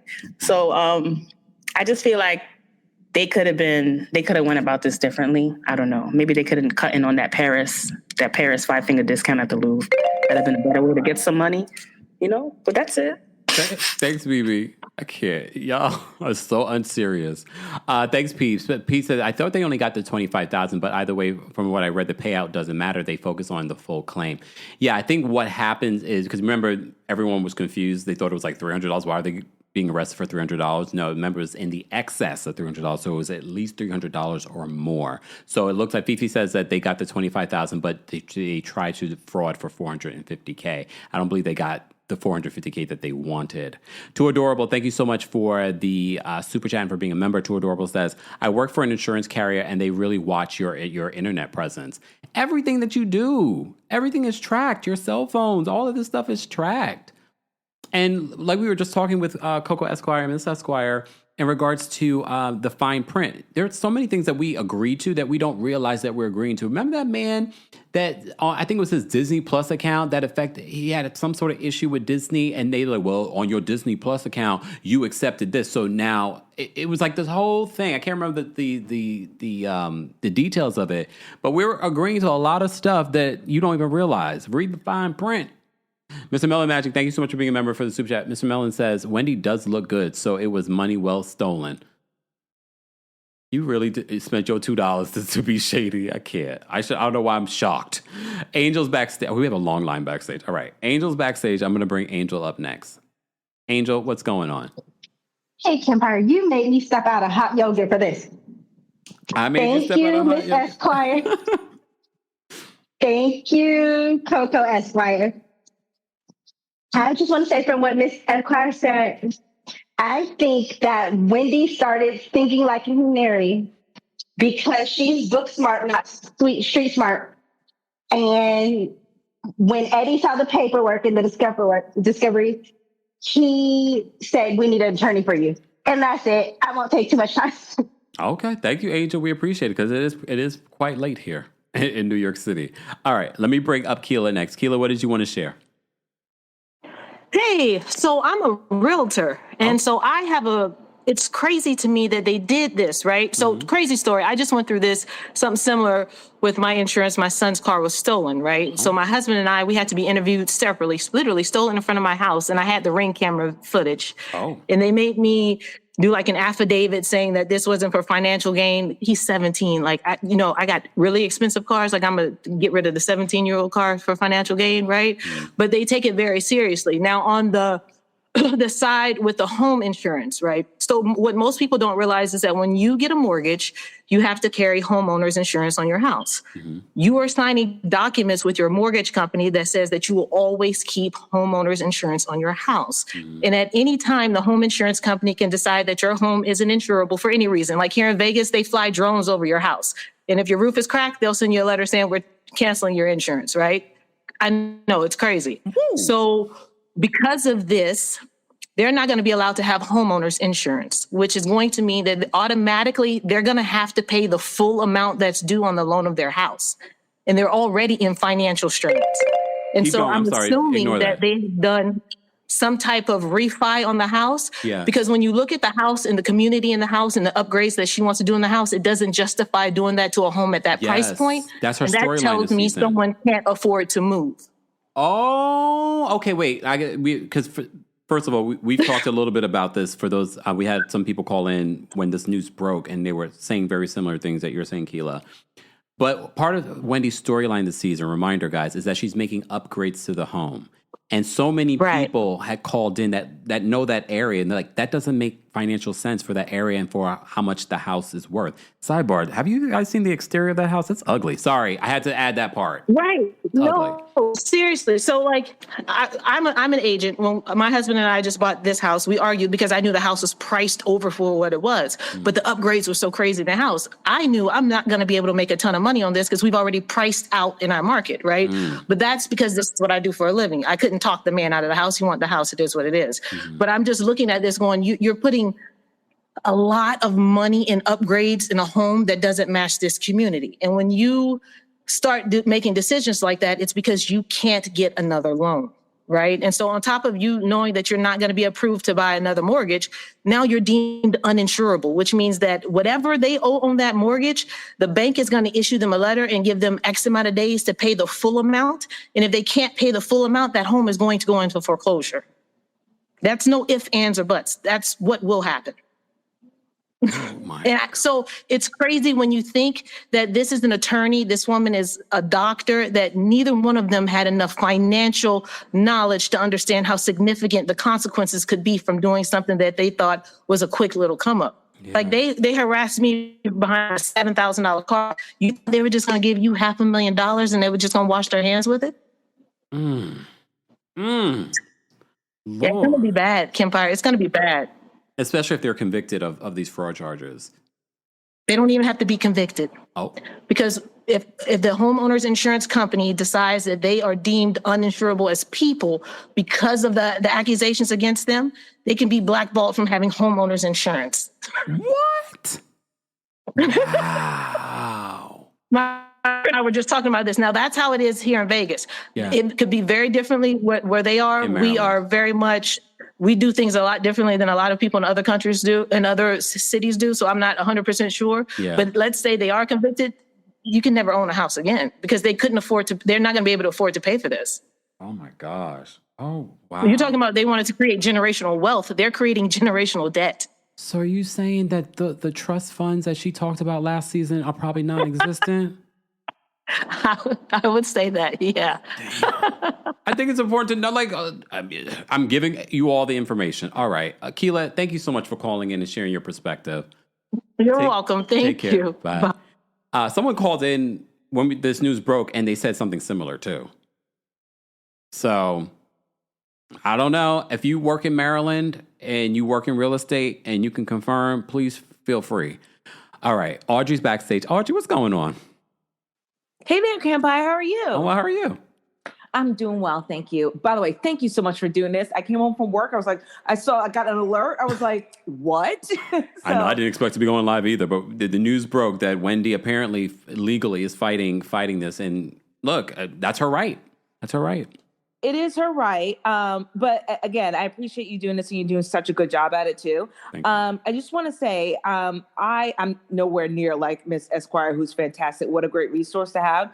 But I covered the Chrisley's trial here in Georgia. And I can remember sitting in that trial, which was very damning. I mean, they had, it's just interesting when people talk about like how the insurance company studies you even after they pay out. And not saying that their cases weren't necessarily similar, but I'm just saying like the cameras on them. I mean, the case that they laid out, I remember Miss Chrisley, they had her on camera going to the bank and they had copies of the checks and blah, blah, blah. Anyway, so I just wanted to add this one thing. I remember they had they had different attorneys. Yeah. Even though they were in the same courtroom under basically the same kind of charges, they had two different attorneys. So I have seen that happen before. And you saw no interaction, like, as if they were strangers. So it would be very interesting. I wonder, and it probably is correct, but it probably was at the advice of the attorneys be like, guys, let's just stay separate. Yeah. So I'm wondering if Wendy's just taking counsel right now, be like, listen, right now, we really have more of Eddie. Eddie's the one that sent the email, which he should have never done. Never leave a paper trail.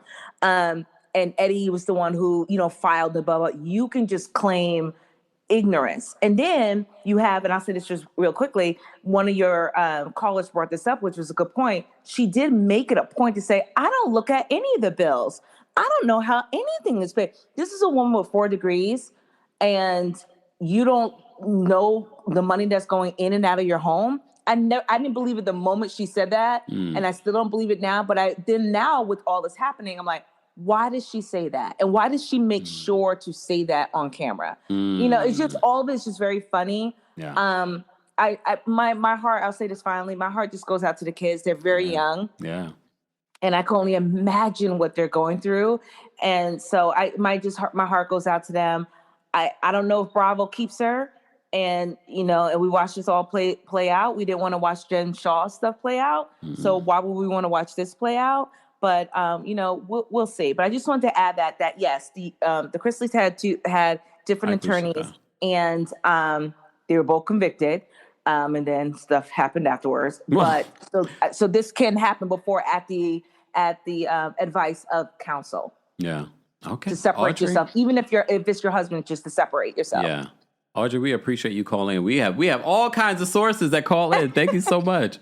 You're welcome. Bye. Take care. All right. I'm not getting everyone free reign because we do have a long line backstage. Okay. So everyone else gets a minute to share their thoughts. Okay. Unless you're an expert. Okay. And you can't just say that you're an expert. Hold on. Miss Cree, thank you so much for the super chat. She says, hey, Kempire, keep up the good work. Thank you, Miss Cree. I appreciate that. And thank you for being a subscriber as well. Thank you so much, So Swift 123, for being a member and for the super sticker. We appreciate your support as well. Again, everyone, you can support just by liking today's video. We have over 2,200 of you on YouTube and Facebook and Twitch, and like 700 of you watching on X. Hey, X. What's going on, X? Let me see what Latia says. I literally stopped watching one Kempire video to watch this. You on it, Kempire. Thank you so much, Latia, for being here watching on X. Make sure you guys follow me on X, TheKempire on X, and on TikTok. TikTok fam is going to be so mad that I'm live here. I'll go live on TikTok later on this evening, so make sure you follow me there, TheKempire there. D, The Stallion says, I think Maryland government is clearly trying to make an example out of the Osefos. Some people have said that. I think it was Ebony on Carlos's channel had said something like that. Hey, Joe. Joe's watching on X as well. Shout out to everyone watching on X. We have quite a few people watching. All right. Candace, thank you so much for being a member and for the super chat. Candace says the house was sold to Omanani Family Trust in 2020. Oh, Candace is on it. Oh, so they put it in. They put their home in a trust, in a family trust, which is smart. That's some smart financial move. But, that's interesting, Candace. Not Candace coming with the information, so their home is under the trust. But legally, will that protect the home and their insurance? I don't know. Miss Creaky says, are you going to cover the Sandra Macy trial? Maybe. I gotta see. I don't know. Again, you see I'm covering so much. So we shall see. Now we have the Osefo trial to keep updates on. All right, let me get to the rest of these calls again. Again, everyone, if you haven't already, be sure to like the video. It's easy, it's free. And if you're listening to the audio version of this on the podcast, make sure you give us a 5-star review on Apple Podcasts and on Spotify. I did drop a new Club Kempire episode. Club Kempire is where we spill tea that I don't spill anywhere else. Even if you're a member here, it's very different when it comes to our Club Kempire. I just dropped an episode talking about some of my favorite shows that I'm watching, talking about my trip to Ireland and Amsterdam. So be sure to check that out. There's a free 3-day trial, so check it out. You can find that on the Kempire podcast version on Apple. You can also access it via the website if you don't have an Apple product. All right. Let's get to the rest of our callers. We have Anthony backstage in Torch with you. You're right after Anthony, and it says device is not connected, just as a heads up. Anthony, what did you want to share in regards to this update? A lot, actually, but this is just too much. Just 2 points, season 9 of Potomac and White Swap. You're good, I'm good. Okay. So Wendy did say that this robbery happened before the filming of season 9 of Potomac. I'm trying to remember, did she ever discuss this robbery during season 9? She didn't. I remember... Right. So I'm assuming she hit this from production to try to get the money in order to obviously to use it, but to not show production or us, the viewers, as to where is this money coming from? If she quit her job at the university, if Eddie's not being a lawyer and Happy Eddie's nowhere to be found, allegedly. So it's like, where is this money coming from? I don't know if she's putting this to the side, again, allegedly, and doing this behind our backs to do this. Like, I'm not understanding it. And then lastly, for White Swap, I'm glad they're adding her episode. Bravo, do not pull it back. I swear, do not do it again. I need to see the day in the life of Wendy Osefo, especially now, because this was filmed this year. Yeah. I need to see how much money daily she's spending on glam, on dinners, on travel. I need that civilian wife living the life of Wendy Osefo. I need to see that money. I think that's why the episode was pushed back, so that they could make edits to it. I think that. But now that episode, for those that may have missed it, Wendy Osefo's episode of White Swap will air on November 9th after Real Housewives of Potomac. No, Bravo, please. Well, they have to protect themselves legally, too, because you have to think about this. The prosecution could be like, well, we would like all evidence. You know what I mean? So I wouldn't be shocked. Yes, but share that evidence with us, too. I want to see. I'm nosy, especially with this, because Wendy, how dare you do this? Allegedly. Innocent until proven guilty. Bye, Anthony. We're being lighthearted here, y'all. Calm down. All right. Taurus with the T's backstage. Taurus with the T, what did you want to share? Hey, Kim, can you hear me? Perfectly. Oh, I can't hear you, so I'll keep it very quick. I just wanted to say that a lot of the things that I see Wendy going back in older episodes saying is a lot of the same things that Jen Shaw and Erica were saying. Like, girl, never get on TV and say that you don't know how your bills are getting paid. We've seen people go on TV multiple times and say this, and we see how they end up. And lastly, I hope that they do kind of have a separate trial, because I wouldn't want both of them to be convicted if they allegedly did do this. I would really prefer that the kids have at least one parent at home. Having both parents in prison with federal criminal charges is going to impact their children very severely. Bye, Kemp. Bye. All right, Taurus with the T. She did in 30 seconds. All right. Janelle, you're backstage, but I'm going to pick you up last because other people need to go first. So hold. Let's bring up Miss Sharon. Miss Sharon, what did you want to share? Hey, Kempire, how you doing? I'm well. How are you? I'm doing fine. I just have like a quick I don't know. I don't understand why they did this. Why didn't they just file for Chapter 13 instead of risking jail? I mean, wouldn't that have been better? I mean, then you can restructure your finances. You don't know either? You think I would know? I'm not in their predicament. I wouldn't be doing that. But I mean, wouldn't you think that would have been better is just to file a Chapter 13 so you can restructure?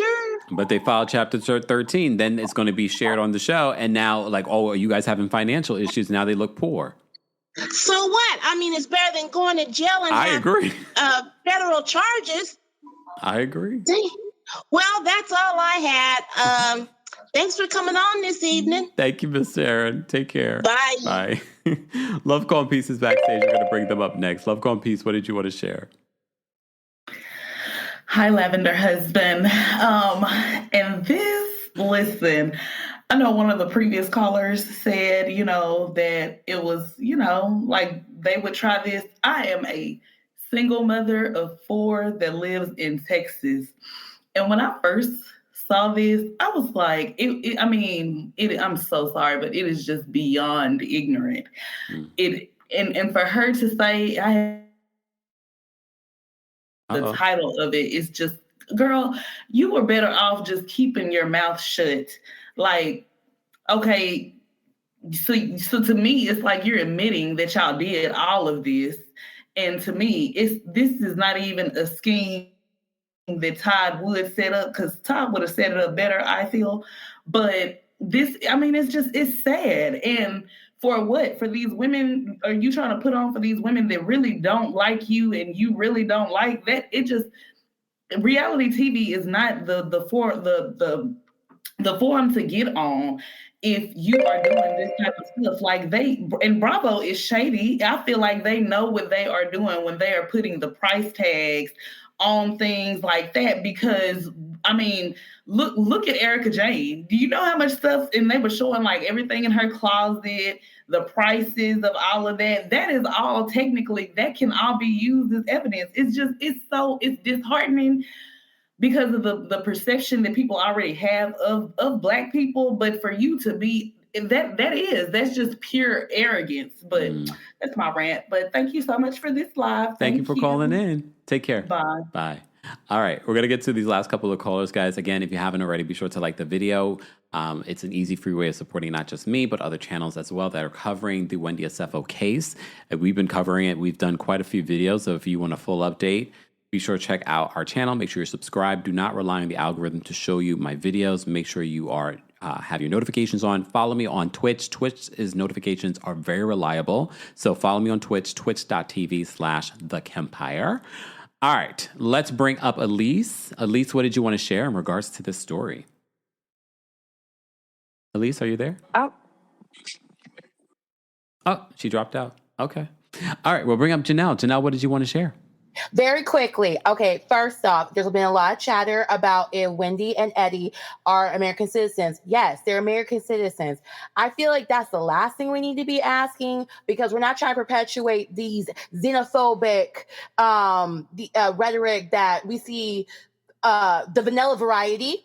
Yep. The racist vanilla variety do all the time. Yes, they're American citizens. I looked up their voting records in Maryland. They're registered Dems. Okay. Y'all know your voting records are public everywhere you go. Thank also, too, my dad's a State Farm insurance agent, and he could pull up anybody's insurance policy with any insurance company out there. So Akila, when she was talking about they're not going to be able to get home insurance, 1,000%. I've been on house calls with my dad when he has to go photograph the homes for the homeowner's policy. So good luck. You are not probably going to get a new one, my dears, because also they will push you off to a third-party independent insurance broker. And if they do not have, and if they can also pull your records too, and most likely they don't have the capital to back up any type of mess that you have pulled in the past, because they can pull up court records as well, then they're not going to sign you. This is a mess. Okay? This is bad. It's real bad. And like, I've worked in my dad's office before, so I've seen where, you can pull up. I have not been able to because I'm not licensed. My dad has been able to, and he sees everything. And when the person's talking to him, he has to talk. He literally has to like, okay, I see here that you have this at this time, at this location. Like, he can pull up all that because he has to cross all his T's and dot his I's before he can even submit the policy application to the company. So, and most, if not all insurance agents do that because ain't nobody got time to be in court. Okay? And also they have whole departments dedicated to cases like this. So I don't know why y'all think, I don't know, allegedly if they did, I don't know why they thought they can get one over the system. That is all. Cockiness sometimes will do that to you. It's all Gemini, but I love you, Geminis. Y'all are fabulous. Bye, Chanel. Good night. Bye. All right, let's bring up Elise. Elise will be our last caller. Elise, are you there? Okay, can you hear me now? Yes. Okay, so I missed the show. I jumped on. I was eating. Well, I was fixing dinner. But anyways, so I'm wondering if spousal immunity applies in this case because I don't know if it's civil or criminal. They've mentioned that spousal immunity would be relevant in this case. Oh, I think people are having issues with StreamYard tonight. People are in, out, in, out, in, out. It's okay. It's all right. For those that are just joining us, we were just taking some callers in regards to this. Let me bring Elise back up. Elise, are you there? Hold on. Here. There we go. Yeah. So I was saying, I don't know if in the state of Maryland that spousal immunity applies in this case because I don't know if it's criminal or civil. But that's probably why they are trying to take this route with her getting representation and him not. He's probably going to take the fall if they can try to skate by and get that spousal immunity. But they had communication about the activities. So, she can try to play dumb, but it's in the email. So I still don't know though. But with most cases, I guess the civil is not you can't invoke spousal immunity. But so I'm thinking that's probably the route they're heading. It's criminal. That's probably the route they're heading. I missed the whole live though. I'm gonna have to rewatch it. It's okay. And I'll come back and chat in the notes. Thank you. But that's all. Thanks, Elise, for calling in. Bye. Yeah, it's a criminal case. They were arrested. Reminder here, their mugshots, unfortunately. Look. Just for a reminder for those that are just joining us, we had to give you an update in regards to the Wendy Osefo and Eddie Osefo arrest. They're claiming, well, at least Wendy's attorney is claiming on her behalf, not Eddie's. Eddie's attorneys, we don't know if he has any yet assigned. They're claiming that this was an illegal arrest. They said on October 17th, according to Us Weekly, Osefo's lawyers filed court docs as a part of her criminal case in Maryland. The Reality Star demanded that all charges be dismissed due to an alleged, quote, defects in the charging document. They said that she demanded all evidence be suppressed because of an unlawful search or seizure. The Bravo Star also asked for all wire and verbal communications to be, quote, suppressed because of an unlawful interception. In the filing, her attorneys claimed that their client was illegally arrested. The Reality Stars counsel said that all admissions, statements, or confessions should not be allowed as evidence because they were unlawfully obtained. They then continued and said Wendy also asked at the trial that the trial of co-defendants be severed from the trial of this defendant. Eddie was hit with charges over the same allegations, as you may recall. In a separate filing, Wendy's lawyers demanded that the prosecutors turn over any alleged evidence they possess. She demanded a list of witnesses the prosecutors plan to call and any polygraph results of witnesses questioned by law enforcement. Wendy also wanted to know if the prosecutors had any confidential informants who worked on the investigation and asked for the copies of all the official police reports. If one of you cast members from Real Housewives of Potomac is one of the informants, I swear. Imagine Giselle was an informant. I can't. Eddie does not have a lawyer listed in his case as of yet. In court documents, prosecutors claim that Wendy and Eddie reported a burglary at their home back in April of 2024. The couple claimed that their home had been ransacked during their vacation to Jamaica and very expensive items had been stolen. The police noted that Wendy and Eddie's security cameras did not catch any motion on the night in question. The prosecutors claimed that the couple made misleading statements to insurance companies and reported certain items stolen that they still have in possession or had returned before the alleged burglary. We're going to continue to follow the story. Make sure that you guys have subscribed or are following us on multiple platforms, because as you see, when we have breaking news, we will go live. I've been live for almost 2 hours. Shout out to everyone that sends in super chats. We appreciate that. Those of you that send in cash outs, Venmos, those of you that have purchased merch, don't forget our Are You Okay merch are now available, along with our Kempire After Dark Villain Tour merch is now available as well. And you can hear our live from Philly Kempire After Dark show on the Club Kempire on the Apple Podcast subscription as well. And if you're a member of the channel, I will be dropping the video shortly. Okay, so stay tuned for that as well. Thank you to our attorneys that called in, and those of you that will be watching the replay that will share your legal opinions in the comment section. Thank you. Thank you to Miss Esquire. Thank you to Coco Esquire as well. We appreciate them. Thank you to our King's Guards for holding us down in the live chat. We appreciate them. Thank you to everyone that's already liked the video. If you haven't already, be sure to like the video. And for those that are watching the replay, don't forget to like the video and don't forget to share your thoughts. We do not moderate adults. Allow people to have their opinion, even if they... Oh, damn. Candace says Neck is an informant.